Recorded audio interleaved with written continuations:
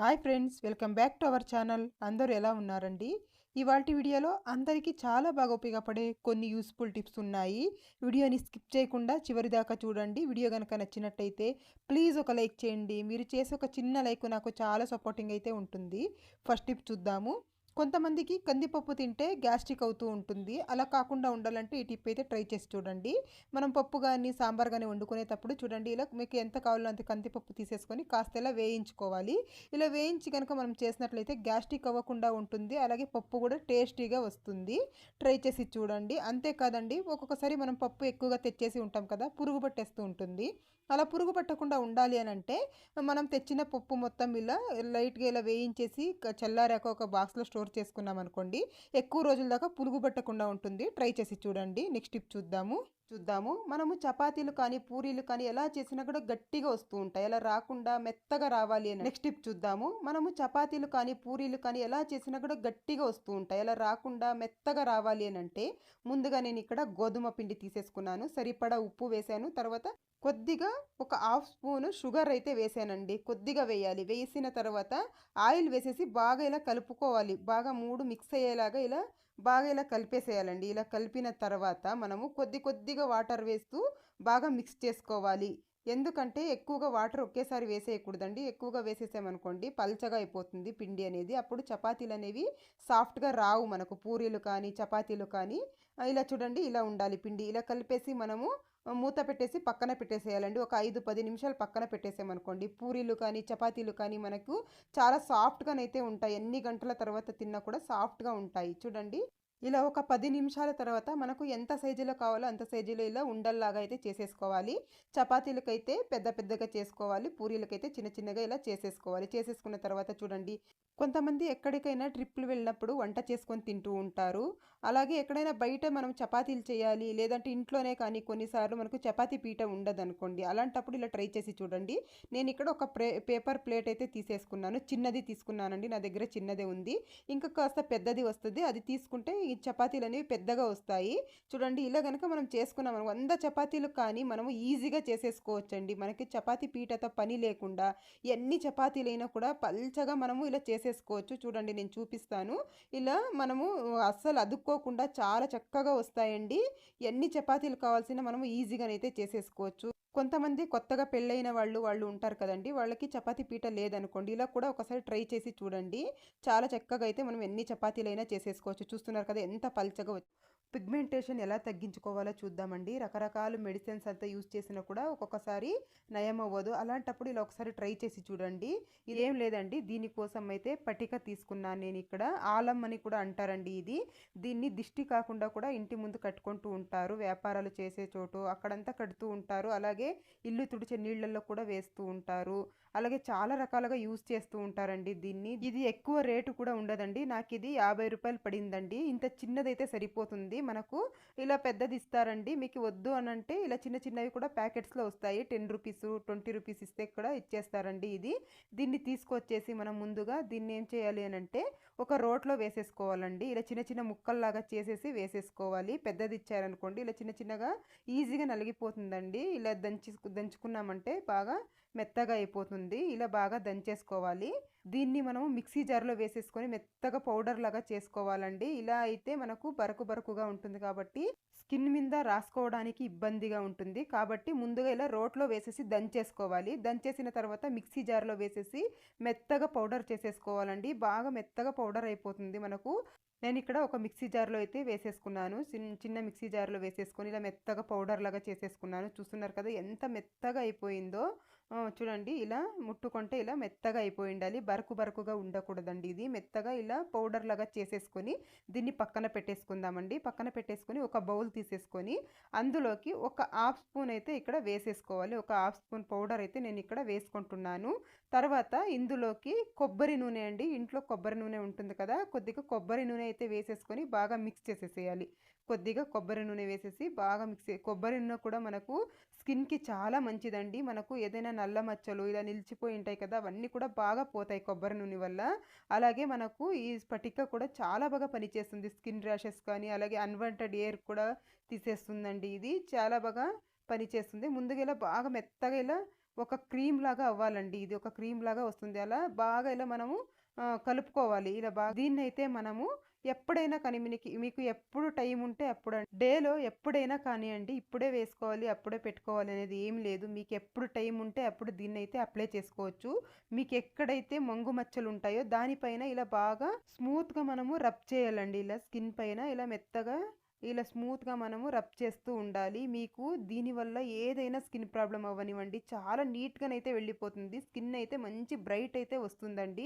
మంగు మచ్చలండి, ముఖ్యంగా మంగు మచ్చలతో బాధపడేవారైతే ఈ టిప్ని ఖచ్చితంగా మీరు ఒకసారి ఉపయోగించి చూడండి. మీరే తేడా గమనిస్తారు. ఇలా బాగా ఇలా మసాజ్ చేసుకోవాలండి. ఒక 5 నిమిషాలు ఇలా మసాజ్ చేసేసుకున్న తర్వాత చూడండి, నేను ఇప్పుడు చూపిస్తాను. ఇది ఒక 5-10 నిమిషాలు వదిలేసేయాలి. ఒక 5 నిమిషాలు ఇలా మసాజ్ చేసేసిన తర్వాత ఒక 10 నిమిషాలు వదిలేయండి. ఒక 10 నిమిషాలు వదిలేసిన తర్వాత ఇది వైట్గా ఇలా అయిపోతుందండి. చూడండి, ఇలా వీడియోలో చూపించిన విధంగా చూసారు కదా, ఇలా వచ్చేస్తుంది. ఇలా అంతా మొత్తం వచ్చేసేదాకా అలాగే పెట్టేసుకుని తర్వాత మనము చల్లటి నీళ్లతో సబ్బు పెట్టి కడిగేసుకోవాలండి. కడిగేసుకున్నాం అనుకోండి, చాలాసేపు ఉంచకూడదండి. ఒక 10 నిమిషాలు ఉంచుకుంటే సరిపోతుంది స్కిన్ మీద. ఇలా చేస్తూ వస్తూ ఉంటే మనము ఒక 15 రోజుల్లోనే మనము తేడా అయితే గమనించవచ్చండి. చూస్తున్నారు కదా, ఇలా వైట్గా ఇలా వచ్చేస్తుంది అంతాను. అప్పుడు మనము వాష్ చేసేసుకోవాలి. నేను వాష్ చేసి కూడా చూపిస్తాను చూడండి. ఒక్కసారికే ఎంత బాగా అవుతుందో స్కిన్ అనేది. మీకు ఎవరికైనా మంగు మచ్చలు కానీ, మొటిమలు కానీ, అలాగే ఆయిల్ స్కిన్ కానీ ఏదైనా ఎక్కువగా ఉన్నప్పుడు ఒకసారి ట్రై చేసి చూడండి. ఇలాంటి ఆయిల్ ప్యాకెట్స్ మనం కట్ చేసి పడేస్తూ ఉంటాం కదండి, అలా కాకుండా చూడండి ఇలా ఒకసారి ట్రై చేసి చూడండి. మనము చపాతీ పిండి కలుపుకుంటూ ఉంటాం కదా, కలిపిన తర్వాత ఒక ప్లేట్ పెట్టేసి పక్కన పెట్టేస్తూ ఉంటాము. దానికి బదులుగా చూడండి ఇలా ఆయిల్ ప్యాకెట్ని ఇలా కట్ చేసేసేయండి. ఇలా కట్ చేసి కనుక దీంతో ఇలా కవర్ చేసేసామనుకోండి, చపాతీలు అనేది సాఫ్ట్గా వస్తాయండి. ఇందులో ఆయిల్ ఉంటుంది కదా ఎంతో కొద్దిగా. ఒకసారి ట్రై చేసి చూడండి, యూజ్ అవుతుంది అనుకుంటే. నెక్స్ట్ టిప్ చూద్దాము. ఇలా స్వీట్స్ ఏదైనా మనము బాక్స్ ఇంట్లో చేసినవి కానీ, బయట తెచ్చినవి కానీ ఇలా బాక్స్లో వేసి పెడుతూ ఉంటాం కదా, చీమలు పట్టేస్తూ ఉంటాయి. అలాంటప్పుడు ఏం చేయాలంటే, చీమలు పట్టకుండా ఉండాలి అంటే ఒక టిష్యూ తీసేసుకోండి. ఒక టిష్యూ కానీ లేదంటే ఒక కొంచెం కాటన్ కానీ తీసేసుకొని తర్వాత కొద్దిగా వెనిగర్ వేసేసేయండి. ఇలా వెనిగర్ వేసేసి ఈ డబ్బా చుట్టూ ఇలా తుడిచేసేయాలండి. ఇలా ఈ వెనిగర్తో ఇలా కనుక తుడిచేసామనుకోండి, చీమలు పట్టకుండా ఉంటాయి. ట్రై చేసి చూడండి. ఈ స్మెల్కి అసలు చీమలు అనేవి రావు. నిమ్మకాయలు అయితే ఎక్కువగా తెచ్చేస్తూ ఉంటాం కదా, ఇవి ఫ్రిడ్జ్లో పెట్టిన కూడా ఎక్కువ రోజులు ఫ్రెష్గా ఉండవు, తొందరగా పాడైపోతూ ఉంటాయి.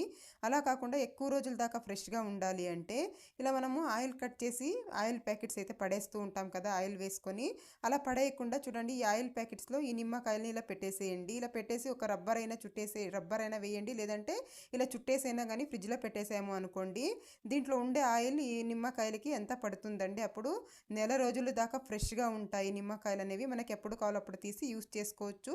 ట్రై చేసి చూడండి. నెక్స్ట్ టిప్ చూద్దాము.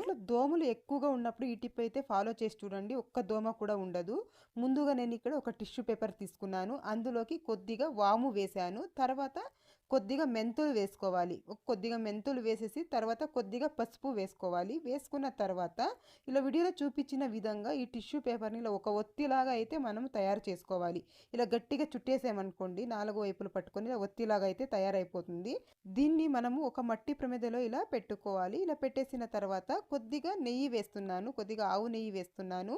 ఆవు నెయ్యి వేయడం వల్ల మంచి స్మెల్ వస్తూ ఉంటుంది. ఆవు నెయ్యి వేసేసి ఇప్పుడు దీన్ని వెలిగించాలి. ఇలా వెలిగించి కాసేపు అలా వదిలేసేయాలండి. ఇలా వదిలేయడం వల్ల ఇది పూర్తిగా కాలిపోతుంది. ఇలా కొద్దిసేపు ఇలా వెలిగించిన తర్వాత మనము పక్కన పెట్టేసామనుకోండి, ఒక 2-3 నిమిషాలు ఇలా పక్కన పెట్టేస్తే పూర్తిగా కాలిపోతుంది. ఇది చూపిస్తాను నేను ఇక్కడ, చూస్తున్నారు కదా, పూర్తిగా ఇలా కాలిపోతుంది. కాలిపోయిన తర్వాత మనము ఈ మంటనైతే ఇలా ఆర్పేసేయాలి. ఇలా ఆర్పేసినట్టయితే బాగా పొగ వస్తూ ఉంటుంది. ఇది అన్ని గదుల్లోకి ఇలా ఈ పొగని చూపించడం వల్ల ఒక్క దోమ కూడా ఉండదు. సాయంత్రం వేళల్లో ఇలా చేసుకున్నాం అనుకోండి, ఒక్క దోమ కూడా ఉండదు. ఇంట్లో ఒక మంచి స్మెల్ కూడా వస్తూ ఉంటుంది. ట్రై చేసి చూడండి. చూద్దాము. మనము మిక్సీ జార్లు అయితే ఇలా లోపల వైపు కడుగుతూ ఉంటాం, కానీ ఇలా కింద వైపు అసలు పట్టించుకోము. అవి ఒక్కొక్కసారి బ్యాడ్ స్మెల్ వచ్చేస్తూ ఉంటుందండి అలాగే వదిలేయడం వల్ల. అలా కాకుండా దీన్ని వారానికి ఒకసారి కానీ లేదంటే 15 రోజులకు ఒకసారి ఇలా క్లీన్ చేసుకోండి.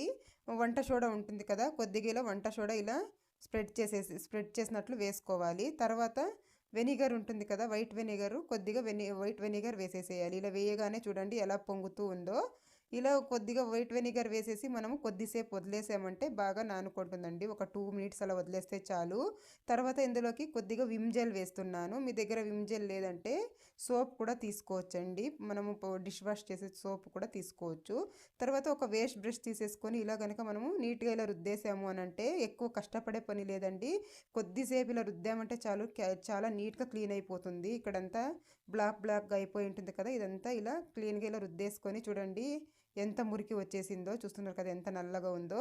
ఇప్పుడు నేను దీన్ని వాటర్లో వాష్ చేసి చూపిస్తాను. ఇలా కనుక మనము వాటర్లో వాష్ చేసేసుకున్నామంటే క్లీన్ అయిపోద్ది. చూస్తున్నారు కదా ఎంత నీట్గా అయిపోయిందో. ట్రై చేసి చూడండి. నెక్స్ట్ టిప్ చూద్దాము. నేను ఇక్కడ ఒక బంగాళదుంప తీసుకున్నాను.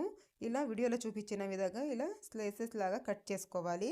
తర్వాత ఒక ఫోర్క్ తీసేసుకొని ఇలా చిన్నగా ఇలా బాగా ఇలా పొడిచామంటే హోల్స్ లాగా పడిపోతాయండి. అది మొత్తం రసం మొత్తం బయటికి వచ్చేస్తుంది.